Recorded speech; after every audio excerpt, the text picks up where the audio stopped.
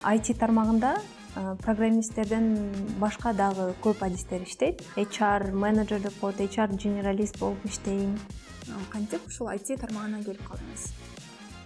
Башында кыйналдым. Кантип иштейм деп кээде ойлочумун да. Көрүүчүлөрүбүз HR багатын тандаса деп мисалы үчүн аларга кандай кеңеш берет элеңиз? Эң негизгиси бул HR тармагы, HR кесиби бул коммуникацияда, абдан көп коммуникация, адамдар менен тыгыз иштейсиң да. Ошон үчүн HR менеджер болом десең, анда өзүнө суроо бериш керек да. Мен адамдар менен иштегенди жакшы көрөмбү? Сиздин бир күндүк иш күнүңүз кандай өтөт? Салам урматтуу достор, сиздер сценариптик кесиптер жөнүндөгү маалымдоо үйрөтүү долбоорунун алкагындагы видео подкастын көрүп жатасыздар. Аны алып барган мен Сезим Анарбековна. Өнүккөн мамлекет билимдүү жаштардан куралат дейт. Бүгүнкү подкасттын темасы кесип алмаштыруу башка кесиптен IT тармагына өтүүнүн жолдору, артыкчылыктары тууралуу Attractor Software компаниясынын HR менеджери Аелита Эсен айтып бермекчи. Саламатсызбы? Студияга кош келипсиз. Саламатчылык. Рахмат чакырганыңыздарга. Алгач ирет өзүңүздү тааныштыра кетсеңиз. Сиз айтып кеткендей эле, мен атым Аелита, Attractor Software компаниясында HR менеджер деп коет, HR генералист болуп иштейм. Эң сонун. Буга чейин сиздин LinkedIn баракчаңызды карап өттүк. Ал жакта жогорку окуу жайды, 2 жогорку окуу жай окуп бүтүргөнүңүз жазылып турат. Ошол боюнча дагы кыскача маалымат бере кетсеңиз. Биринчи университетим Россияда окугам, эл аралык мамиле факультетинде. Андан кийинки билимимди Кыргыз мамлекеттик университетинде алгам. Эл аралык мамилелер факультетинде тоже. Ушул 2 жогорку окуу жайды аяктаган соң, кантип ушул IT тармагына келип калдыңыз? IT тармагына келишим бул Эмне себеп болду? Мунун баары 2020 жылы башталды деп ойлойм. Анткени ошо ага чейин менин чөйрөмдө программисттер такыр жок болчу, бирок бир курбум иштечү Zensoft деген компания бар болчу. Анан бир күн эле ошо өзүнүн достору менен тааныштырып калды, программисттер менен. Анан алар менен достошуп жүрүп эле бир жылдан кийин карасам, ошо IT тармагындагы досторум көбөйүп кетиптир да. Анан ошол 21-жылы Sunrise аттуу компанияга проектный менеджерлер керек, вакансия ачылды деп угуп калдым. Анан аябай баргым келди, өзүмдү сынап көргүм келди, бирок негедир корктум, анткени бул тармакта буга чейин иштеп көргөн эмесмин.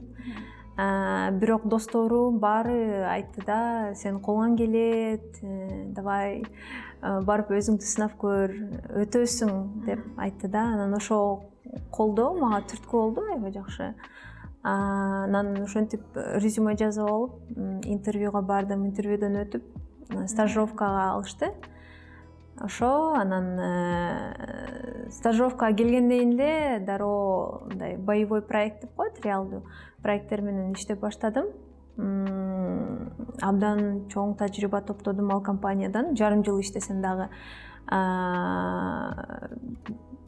башында кыйналдым, анткени көп мындай мага бейтааныш мындай терминдер угулуп, анан кантип иштейм деп кээде ойлочумун да. Анан бирок ошо жанымдагы иштеген адамдарга, досторума абдан ыраазымын. Мени колдоп, анан түшүнбөгөн жерлерди түшүндүрүп, мага көп жардам беришти да. Ошентип анан IT-ге келип калдым. Эң сонун. IT-ге келүүңүздүн да өзгөчө тарыхы бар экен. Бирок азыркы учурда өзүңүз айтып кеткендей, Россиядан дагы жогорку окуу жайды бүттүм деп калдыңыз. 2 окуу жайды, 2 кесипке ээ болуп, анан IT тармагына келүүдө сизде мындай ой болбодубу? Башында эле IT тармагына тапшырбай деген сыяктуу. Азыр мындай тенденцияларды карасак, IT-ге чакыруулар көп, мындай жаштарды колдоп, наоборот грант берип, мындай окугула деп колдоо көрсөтүп атышат. Бул абдан сонун. Бирок мен мектепте окуп жүргөндө мындай ушундай трендтер жок болчу да.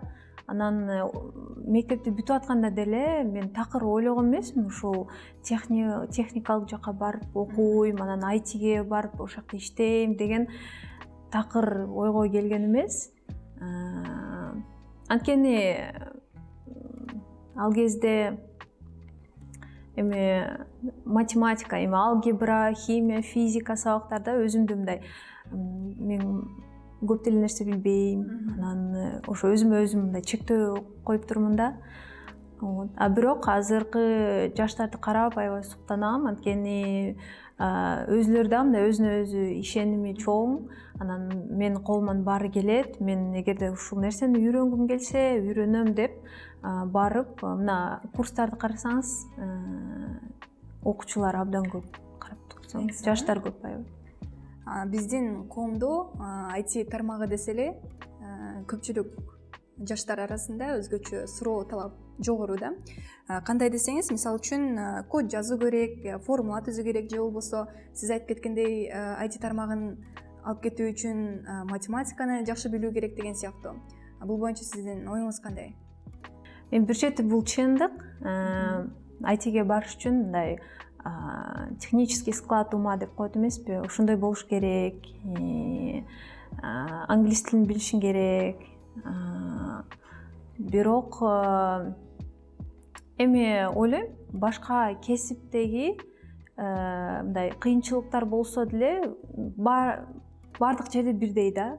Бир жерде мындай адис болом десең, көп нерсени билишиң керек да.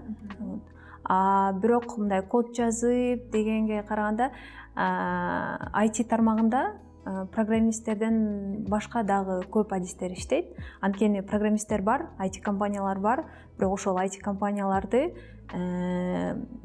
менеджерлер келип иштетиш керек да.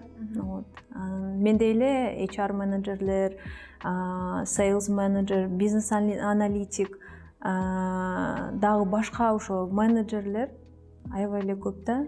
То есть не обязательно, да, так скажем, там уметь кодить. Можно прийти со своим бэкграундом, өзүнүн мындай, например, менеджермин, буга чейин менеджер болуп иштеп жүргөм, анан ошол менин тажрыйбам мага жардам берди деп ойлойм да. Азыркы подкастты угуп жаткан көрүүчүлөргө дагы абдан кызык болуп жатса керек. Кесип алмаштырам деп жаткан көрүүчүлөрүбүз HR багатын тандаса деп, мисалы үчүн, аларга кандай кеңеш берет элеңиз?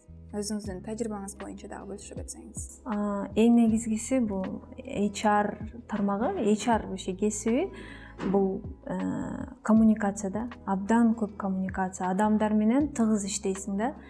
Ошон үчүн HR менеджер болом десең, анда өзүнө суроо бериш керек да, мен адамдар менен иштегенди жакшы көрөмбү? Адамдар менен иштешкен мага канчалык жагат? Ошону көтөрө аламбы депчи. Жана дагы проактивдүү болуш керек. Башкача айтканда, бул көп жерде мындай алдын ала ойлонуп, стратегия курганды билиш керек да. Анан эгерде ооба, менде мындай сапаттар бар, мен адамдар менен иштегим келет, мен HR менеджер болгум келет десе, анда менин тажрыйбамды айтсам, анда стажировкага барса болот. Көп компаниялар стажировка ачат, junior позицияга келсе болот, анан өссө болот. Анткени бизде Кыргызстанда мындай официалдуу түрдө IT рекрутер же IT HR менеджер деген курстар жок да. Аны жөн эле практикада үйрөнүш керек. Эң сонун. Сиздин тажрыйбаңызда 2 жолу кесип алмаштыруу болгон экен. Проектный менеджерден HR менеджерге кетүүгө эмне себеп болду? Жашоодо күтүлгүс нерселер боло берет экен. Азыр балким мен ошо проектный менеджер болуп эле иштеп жүрмөкмүн. Бирок бул компанияга байланыштуу нерсе болду да. Биз иштеп жүргөндө бир канча болду? Жарым жылга жакын убакыт өткөндөн кийин компанияда мындай көйгөйлөр пайда боло баштады да.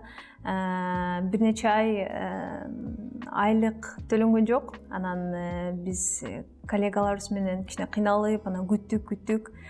Андан кийин компаниядан кетели деп чечтик. Анан баарыбыз кеттик. Эми азыр карап көрсөң, Кудайга шүгүр, баары жакшы. Бирок ошондо мен аябай мындан дагы нары иштей берейин деген оюм бар болчу да. Бирок ошол компанияны калтырганга туура келди. Андан кийин 1-2 ай мындай депрессия болдум окшойт, чындап айткандачы. Андан кийин айттым өзүмө, всё, колуңа ал өзүңдү, жумуш издейли деп. Анан кайра резюме жазып алып, проектный менеджер деген вакансияларга жөнөтө баштадым да. Ошо анан өзүмө негедир мындай челлендж койдум да, IT тармагында ушул эле позицияда, менеджерский позицияда жумуш табышым керек. Анан өзүмө мындай условия деп коет го, условия койдум. Эгерде менеджер катары жумушка орношо албасам, анда колл-центрге оператор болуп барам депчи. Андан проектный менеджер катары резюме жөнөттүм. Андан дагы колл-центрге өзүмдүн резюмемди жөнөтүп койдум да. Анан 1 айдын ичинде эмне гана болгон жок. Көп эле интервьюга бардым, өзүм да тандадым, мага да мындай отказ деп коет, отказ келди. Анда дагы аябай тажрыйба көп топтодум. Бара-бара эки компаниядан сунуш түштү. Биринчи компания бул О компаниясынан болду. Проектный менеджер болуп келиңиз деп сунушташты. Анан экинчи компания бул Attractor Software'ден, бирок HR менеджер болуп. Анан буга чейин бул компания жөнүндө абдан көп нерселерди уккам. Баары мындай макташчу да, сонун компания, ошакта иштегим келет депчи. Анан алардан мага чакыруу түшкөндө мен мага аябай жакты. Анан өзүмдү ошо HR менеджер катары көрө алдым да. Ошого барып көрөйүн депчи, өзүмдү да сынап көрөйүн деп.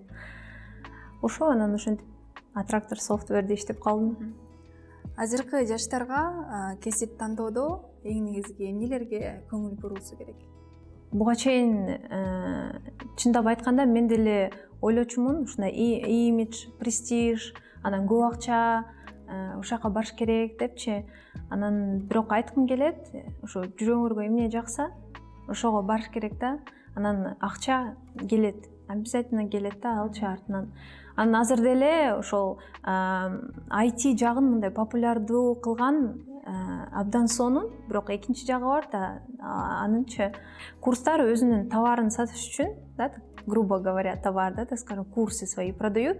Алар болсо, мына келгиле, 3 ай окугула, анан 3 ай окугандан кийин там $1000 зарплата аласыңар деп ушинтип айтат да. Эми бул көп жерде чындыкка жатпайт да. Ошон үчүн кандайдыр бир кесипти тандап атканда акча үчүн барбай, ошол жүрөккө жакса, ошонун артынан барыш керек да. Анан акча келет обязательно. Буга чейин эки компаниядан сунуш түштү деп калдыңыз. Анан HR тармагын тандоодо буга чейин сиздин тажрыйбаңыз болбогон соң кандай кыйынчылыктар болду? Буга чейин IT компанияда иштеген үчүн, техникалык жактан мындай көбүрөөк билим болгон үчүн мындай өзүмө өзүм ишеним чоң болду окшойт. Анан колуман келет деп ошо HR багытын тандап алдым. Келгенде албетте кыйынчылыктар болду. Бирок менин жетекчим аябай мага жардам берди. Билбеген нерселерди түшүндүрүп, мындай адаптационный период деп коет. Ошондо көп нерселерди үйрөттү. Өзүмдүн биринчи интервью өткөрүп атканда дагы аябай чоң колдоо кылды. Ошон үчүн эми өтө деле сезген жокмун кыйынчылыктарды. Баары жакшы. Эң негизгиси чоң ишеним менен кадам таштаган экенсиз. Ооба, анан дагы жанымдагы адамдар абдан ыраазымын. Биринчи компанияда дагы, экинчи компанияда дагы аябай чоң колдоо болду. Ошого аябай ыраазымын да. Сиздин бир күндүк иш күнүңүз кандай өтөт? чоң компанияларда HR-лар бөлүнөт да, IT рекрутер, HR менеджер, HR VP деп мындан ары бөлүнүп кете берет. Биздин компания анчалык глобалдуу эмес. Ошон үчүн мен HR генералист деп койсом болот. Менин эң негизги жумушум бул вакансия жабууда, кадровый резерв деп коет. Ошол ар дайым толук болуп туруш керек да. Эгерде вакансиялар ачык болсо, ошолорду вакансияларды мен платформаларга чыгарам, резюмелер менен иштейм, интервью өткөрөм. Мисалы, бир вакансия ачсам, ага 100гө чейин резюмелер келет да. Эгерде резюмелер жабык болсо, анда биз уже команда менен иштейбиз да, ички мындай процесстерди курабыз. Ошолорду мындай колдоп, өнүктүрүп, өстүрүп, ошентип иштейбиз да. Бул кесипке талаптар жогору деп айтып калдыңыз. Өзүңүз айткандай ошо резюмелерде тандоодо кандидаттарды эмнеге көбүрөөк көңүл бурасыздар? Тандоо түрү деги эле кандай өтөт? Эгерде мындай soft skills, анан hard skills деп бөлөбүз. Hard skills айтсак, мисалы программист деп атабыз да, ал болсо проекттен көз каранды, ал өзүнүн мындай специфичный требования деп коет да. Эгерде soft skills жагын карасак, конечно, это коммуникация да. Бул биринчи очередте ошо коммуникация турат. IT тармагында эле эмес, бүт жакта бул коммуникация абдан маанилүү. Ошо эгерде менден кеңеш сураса, ошо айтмакмын, коммуникация жагын адам менен туура мамиле түзгөндү үйрөнүш керек, адам менен сүйлөшкөндү үйрөнүш керек. Даже мисалы эки кандидат турат да, бирөөсү hard skills да, аябай күчтүү программист болсо, экинчиси мындай дагы опыт керек да. Бирок мындай коммуникациясы аябай күчтүү болсо, ошол экинчи кандидатты тандайбыз да. Анткени коммуникационный навыки бул көп моменттерде бул адам менен чогуу болот да. Бул коммуникационный навыки, soft skills трудно развивать. Вот. Ошон үчүн ошого да аябай маани беребиз да. Не только на hard skills. Эң сонун. Ал эми биздин көрөрмандарга кандай кеңешиңизди бере элеңиз? Эң негизгиси IT тармагындагы же башка тармагындагы ошо өз ишиңиздерди сүйүңүз, жүрөгүңүзгө жаккан нерсени гана тандап, ошол жака тайманбастан барыңыз. Ошо менин кеңешим ушундай эле.